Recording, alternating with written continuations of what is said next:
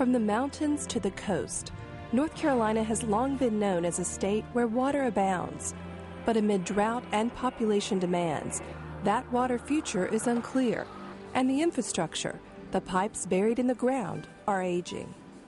Well, I'd say that's the biggest challenge, is the pipes have been in the ground for many years, and so they're past their, what would be considered their normal lifespan. As we have more people come to the state, we're going to have a more demand for supply of water, whether it's supply for drinking water purposes, supply for industrial purposes, so it's going to be very important for us to manage all sources of water that we have effectively. And if you take a look at water systems across the state, both big and small, you see a common thread.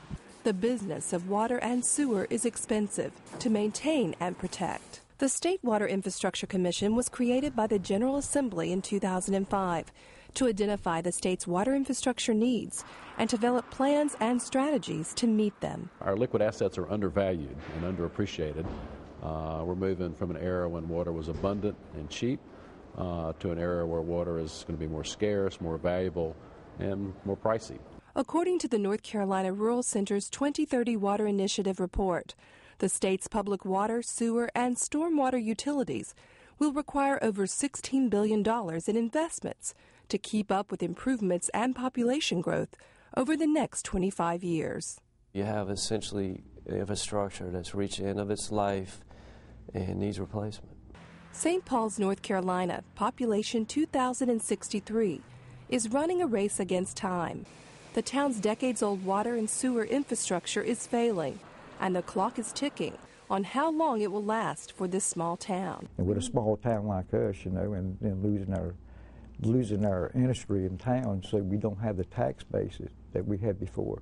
Because when we had the textiles, they were a big water user. We're in a situation, as many towns, with the loss of the textile mills, that to set up that system right, we need a little bit of assistance. St. Paul's recently won grants from North Carolina's Rural Center and one for sewer maintenance from the North Carolina Clean Water Management Trust Fund, money desperately needed to begin the task of replacing and rehabilitating water pipes in the ground. They recognize that need for the mapping of the system and then the actual money to go in and dig up the ground and put in the new lines. As the 19th largest metropolitan area in the United States, the Charlotte-Mecklenburg County area has a growing need for water and sewer. Most of our system is not terribly old in terms of, if you look at miles of pipe, it's been the last 30 or 40 years that Charlotte's had most of its growth. But that growth also drives what we need to build and expand. And although some maintenance for the Charlotte-Mecklenburg utilities require opening up the ground, the utility often utilizes trenchless technologies to get at the pipes that lie beneath streets and often backyards. Trenchless technology would be where we can replace pipelines in an area that you've got substantial growth. You have sidewalks, or you have people's yards, or you have all kinds of other utilities. You do most of the work from within the pipe itself.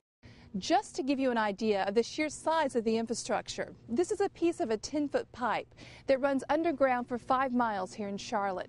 It's used to intake water out of the Catawba River and take it to Charlotte and Mecklenburg County, where it's then treated and used for drinking water. We probably have several water pipelines that are total $150 million just to move water to those extreme growth areas.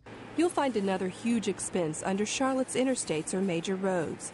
Here, crews tediously tunnel 34 feet under the earth across I-77 to build a new water main to meet demand. We have abundance of water, but that abundance of water is not as abundant as it used to be as a result of the number of people who are now tapping that source. And as we build out the landscape, we also affect the ability to continue to provide quality protection to the water, and we need to make sure that we're doing that. The North Carolina Department of Environment and Natural Resources Division of Water Quality works to protect and enhance the state's water and groundwater quality through monitoring, permits, and enforcement. NC Diener also reviews plans for water infrastructure changes. Looking into the future, we need to pay more attention to our infrastructure that's in the ground. I think that's critically important. We also need to pay attention to what we're doing on the land surface and the impacts that, new development existing development has on the quality of the stormwater and the ability for the stormwater to infiltrate into the soils and recharge our groundwater tables. Some water systems in our state are working on becoming more efficient through a process called a water audit, a way to find leaks or problems with pipes and equipment. The audit itself, what it does, it can focus into leak detection areas of pressure management. We have been successful of really helping to educate through the State Water Infrastructure Commission, educate the state and the officials of the state of moving away from the imprecise term of unaccounted for water and really getting us to where we account for every drop. And whether it's one drop or millions of gallons, one thing is clear: North Carolina's water future and protecting our liquid assets is an issue that begs for conversation.